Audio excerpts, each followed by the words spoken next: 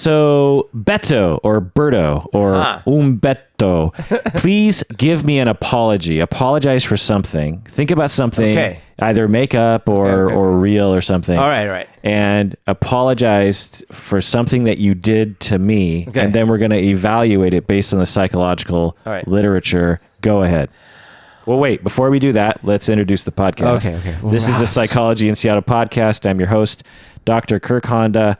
I am chair of the Couple and Family Therapy Program at Antioch University, Seattle, and I'm also a licensed marriage and family therapist. My name is Humberto Castañeda, and I am a professional apologist. Yeah, I can't roll the R like that. Okay, so go ahead. Apologize. Kirk, I guess I should probably say that I'm sorry if what I did or said caused you to feel like bad the other day. Okay. So, whatever. Okay. That's it? You want more? No. Okay. So good. All right. Isn't that awesome? Isn't that the best apology of all time? No, do it. Okay. Now I'll do a real one. But can we analyze the other one too? Because obviously I made it a little campy, but all right. So this is a real one. All right.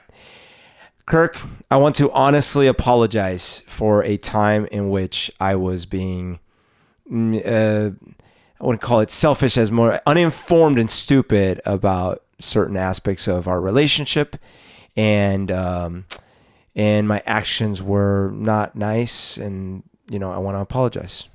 Okay. Good. Well, that felt sincere. Psych! Yeah.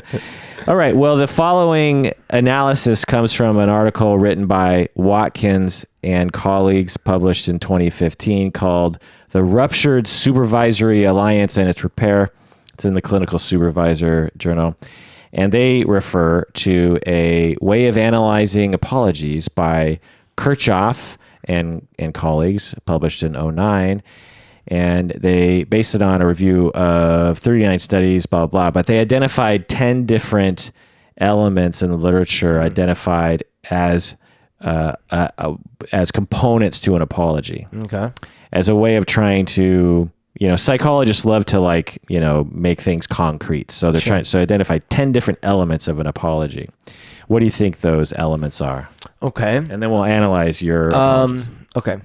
Acknowledgement of the thing that you're apologizing, of your role, I guess, acknowledgement of your role and what you're apologizing about. Okay, well, that's two different things. That's oh, I see. Okay. That's naming the offense. Acknowledging the offense. Yeah, and then the thing is also your role. Acknowledging your role and your responsibility. Okay. I'd say. Okay. Acknowledging the other person's how it might have affected them. Good. Addressing the emotions of and or damage to the offending party. Maybe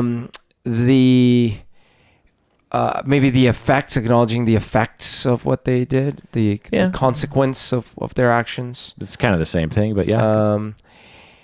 Maybe offering a repair, like a kind of a. But I'm, I'm going to repair it somehow, and here's how. Yep, that's exactly. Offering reparations. Yeah. Which I just realized I didn't do in my apology. But okay. Then providing context for what your actions, maybe? Yeah. So attempting to explain the offense, but not trying to explain it away. Yeah. Yeah. Okay. Acknowledging, I know. And then just asking for forgiveness. Yeah. So that's 1 and 10, which is just saying I'm sorry, and then 10 is actually requesting that the person accept your apology. Okay. So you got 7 out of 10 identified. The only other 3 are conveying emotions like shame or remorse or something, and 7 is sort of like 3, which is admitting fault. Okay. Which is, similar to taking responsibility. So I don't really see how those are different. I guess maybe one of them could be, I know that it was my words that caused this, but the other one could be, and I did that, and I'm sorry that it's almost like my words caused it, but I'm at fault. Right. I don't know. It's subtle. But maybe it's just like really putting a fine point on this is my fault. And the last one is promising forbearance is what they call it, meaning I want to refrain from doing this again. Oh, right. Yeah, I'm not going to do it again. Yeah. So just to review, statement of apology for one's transgression. For example, just saying, I'm sorry. Just those words, I'm sorry. Naming the offense. For example, what I did was ... Number 3, taking responsibility for the offense. For example, I am responsible for what happened.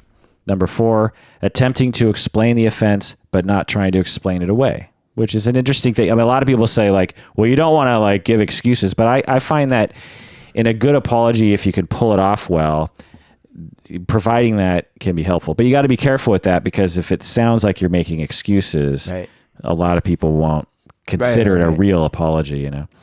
Number 5, conveying emotions, saying, you know, I feel really bad. I feel bad. You know, I feel just terrible. I'm mortified that I did that. A comment on the previous one is that the context giving might be more in the sense that, like, look, I want you to know this wasn't me being vicious towards you on purpose. Or right. Like, for instance, you know, you might say, you know, I was in a bad mood that day because this other thing happened. Had nothing to do with you, unfortunately. It doesn't excuse what I did, but I just want you to know, like, there were all these circumstances that led up to that event. Or when you said blank before that, I misinterpreted it, and so that's why I said what I said. Especially like if you said something mean or hurtful, right? Like, you're the worst driver I've ever seen. Okay, later you might say, like, listen, you're not a bad driver. Like, I was just in a car accident last week, and I'm hypersensitive about whatever. You know, I was triggered, and you know. Number 6, addressing the emotions or damage to the offended party. So really just saying, I'm sure I hurt your feelings, or I'm sure that you were upset at me, and that makes sense. Admitting fault, which I'm guessing is just putting a really fine point on, just to remind you it's my fault. Number 8, promising forbearance. For example, I will try to not ever do this again. I'm going to really try to dedicate myself. Number 9, offering reparation, you know, something tangible to the offended party, you know, like I don't know, a sexual favor or something. And number 10, requesting apology acceptance, saying, and do you accept my apology? So like you sexually harass someone, and as you're apologizing, but I can fuck you if you'd like. So let's evaluate your apology. So number 1, you said you're sorry, I'm pretty sure. Yeah. Number 2, naming the offense. You didn't name you named it in general because you're trying to keep it general. This is a podcast. But you did basically, and I even think I know what you're talking about. It's when I walked in on you that one time. Yeah. When you offered to fuck me and I was like, no. Number 3, you took responsibility for the offense. You didn't say it was anyone else's fault. It wasn't me. Right. Number 4, attempting to explain the offense, but not trying to explain it away. I didn't really get into anything. Yeah, because again, it's a podcast. You're not trying to. But you know, whatever. I didn't even know about that one. Number 5, conveying emotions.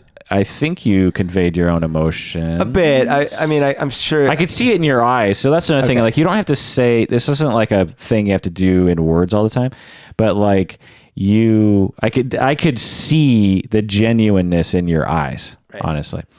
Addressing the emotions of the, you know, offended party. Did you address my emotions? No, I don't think you did. No, I didn't. Admitting faults. Pretty sure you did that. You didn't promise forbearance to, you know, you didn't promise, you know, that you would refrain from doing it. I don't want to pin myself into a corner here. Yeah. You didn't offer reparation and you didn't request apology acceptance. Okay. So like 5 out of, you know, I don't know. I felt it. It was real. So, but how was the first apology? Yeah. Right. The first apology had nothing in it, actually, right? Because it wasn't. Yeah. Okay. So according to the research that I looked at here, and it's just so funny when you read psychological research, it's like anyone and their mother knows this is true, but somehow like psychology proves this or demonstrates it. So number 1 is when the offense is more severe, you have to involve more of the 10 of these elements. So if it's just a minor offense, you could, like, you step on someone's foot, you could just say, I'm sorry. Can you imagine if you operated like this all the time. Yeah. So I put a cup on your table. You're like, no, don't put it on the wood. Oh my God. I'm sorry. I acknowledge that it was when I put it on your table. Buy you a new It was my fault. Do you accept my apology? Yeah. So the more severe, more of the 10 need to be demonstrated. Less severe, not as many. Different offense contexts seem to require more or fewer apology components. Like if it's at work, for instance, maybe you don't need to do all 10, but if it's in a marriage, maybe you need to do more of them. I don't know. In resolving conflict, not all apology components are created equal, with some being more important than others. So, like if you did 8 of them, but didn't do taking responsibility or admitting fault, like you could imagine that might bother some people. Like, so in my silly example at first, obviously I was doing it. It was a caricature, but unfortunately, a lot of people apologize like that. Mm-hmm. They will literally say something like, "Listen, I'm sorry if you took offense at what I said." Right, and that's not an apology. That's saying, "I'm sorry. I'm sorry. You're too stupid to process what I say." Right, and honestly, I find that people because I'm a professional apology facilitator in my job.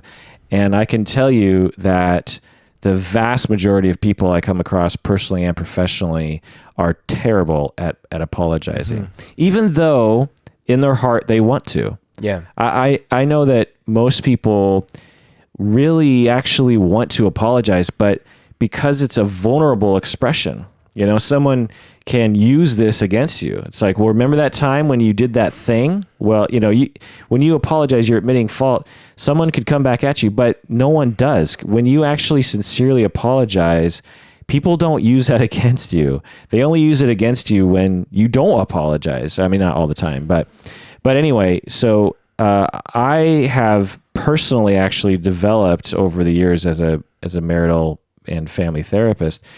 I don't want to toot my own horn, but I'm a very good apology giver. Not only because I fuck up all the time, but I just learned a long time ago that if you can dig down deep and actually just sincerely apologize without a single but, I mean, because part of it comes from observing so many bad apologies, in therapy, and just being like, they'll have those kinds of apologies, and I'll just watch it and I'll just be like, we got to get to the good apology and then we can move on, And so in my own personal life, I just, for decades now, I've just found myself to be very good at apologizing, whereas other people aren't. Most other people just have a harder time with it. I'm so sorry I was saying those things. They were terrible, but you were being a dick. Right. Yeah.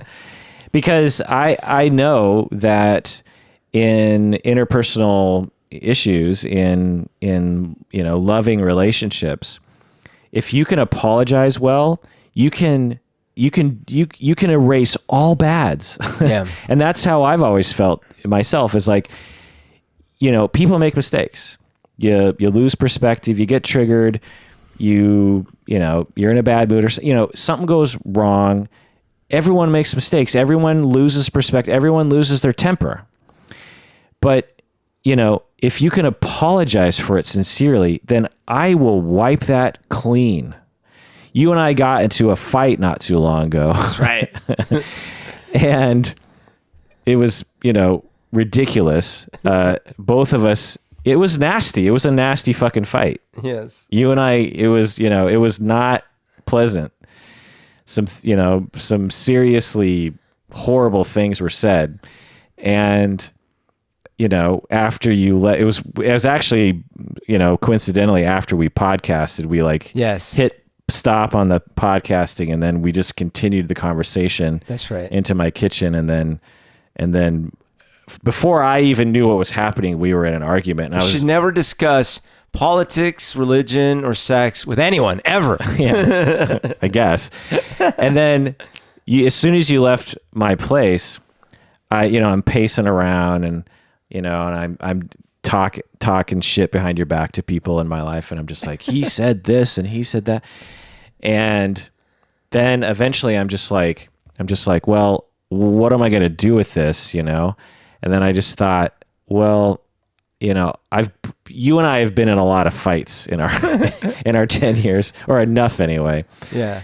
To the point where I can trust that you deep down don't want to actually harm me or hurt my feelings. Right. And so I just figured, something must have gone weird. Something must have been triggered, on both of our sides. And so I decided, I texted you. Yes. And I said something like, I don't know what I said, but I said something like, I'm sorry, or, I got sorry for what I said. I must have been triggered. Now, the full thing I wanted to say was, fuck you. And, yeah, I'm sorry for what I said, but you better fucking apologize for what, but that's not what I said. Right. What I said, I just apologized because I was 95% sure that would begin the reparation process and you would apologize right away too, which you did. And then we immediately just started joking around with each other. Yes. And just being like, well, you're still a dick, or something like that. And then, and then all was fine. Do you remember that? Oh, yes. So that was a very frustrating evening when I left because, we were just podcasting, and then, before we knew it, we were in a runaway situation, and there were no moderators there. There was no one to help, and I don't mean moderators as you're right, you're wrong. It was, I actually mean facilitator or mediator or someone to be like, shut up, the two of you. Yeah, exactly. Yeah. So it was, and I'm a sensitive person with my friendships and relationships, so it hit me hard that night as I left. I was like, man, it's not a good way to leave someone's house that you care about, So, but I was in the same kind of boat. I was like, I think we just need to cool off because if I say anything right now, it's going to be bad. And so I was very glad when I got your text. I'm like, oh, great. Yeah, whatever. Forget about it. Yeah, whenever that happens and I manage to break the ice, it always goes well. Yeah. It's just just apologize for your part, take responsibility, be remorseful and show that you care. And that's often all that's needed, Yeah. And, and when you were apologizing earlier, were you really apologizing for something? Yeah, the real one, yeah. Were you apologizing for this? No. Oh, it was something else you did? Yes. Yeah. Okay, well, you'll tell me later what you're really apologizing for. Yeah. Okay, the last part of the research that we can mention here is there are 4 most important apology components, and maybe you can guess them, Berto. So let me go through the 10 again, and when I say one of them that's the most important component, you chime in. Okay. So the first one is statement of apology for one's transgression. This is a very simple thing of just saying the words, I'm sorry or I apologize. Do you think that's one of the most important ones? Yes. Let's see. It is not. Whoa. Because it's basically implied in some of the other ones. I see. What about number 2? Naming the offense. Do you feel like that's one of the important one out of the 10? Well, I guess so, because we're having a little bit of uncertainty about what the fuck I was talking about. But no, actually, because I think in most situations, it's implied. Okay. Yeah. Sure. Number 3, taking responsibility for the offense. Yes, this one I'm gonna go yes. It is not. Oh my God, I suck at apologizing. Another one, attempt. When you hear the later ones, you might go, oh, I'm sorry, I suck at apologizing. Attempting to explain the offense, but not trying to explain it away. So the context. Okay, good. Number 5, conveying emotions. Yes. Yes. That's right. So that's one of the 4. Convey your emotion involved. That makes it real. Number 6, addressing the emotions of the damaged party. Is that no? Oh, that's not that one. Number 7, admitting fault. Yes. Yes, very good. So conveying emotions, admitting fault. Number 8, promising forbearance. No. Yeah, right. Actually, you were right about a previous one. I wasn't reading this right. Actually, all of them are wrong. I apologize. I apologize severely. The way this was written is confusing. You were right already. So you've already said the 4. So number 1 is so in order is a statement of apology. Okay. For one's transgression. Number 2 is attempting to explain the offense. Actually, you said no to that. No to that. Yeah, and then admitting fault and then finally making and then conveying your emotions. So that's interesting. Okay, the emotions I get, fault I get, and I'm glad I got the what's it called, the first one. Yeah, making the apology. Yeah, but the offering the explanations is surprising. You know, that is surprising because that's usually the part that really bothers people, right? Yeah. But I find that when someone apologizes to me, that's a big component I want to hear. Yeah. Now, as long as they're not making excuses, but because to me, when people do bad things to me, I figure there's got to be a logical reason, and I kind of want to know that because if they're literally, someone, calls me a name, yeah, and they're just like, I am just, they just out of the blue walk into the room and like shout serious, horrible shit at me. And they just go, you know what? I'm really sorry I did that. And I know I did it. And it's my fault. I won't do it again. Yeah. And it's my fault. But you're just like, but why? Just call me up. Yeah. Why did you do that? What was the context there? Don't worry about it. Yeah. The less you know, the better. All right. Well, that does it for this episode of Psychology in Seattle. Thanks for joining us out there. Please take care of yourself because you deserve it. Do they? Do they really deserve it? I'm sorry. That came out wrong. Yeah.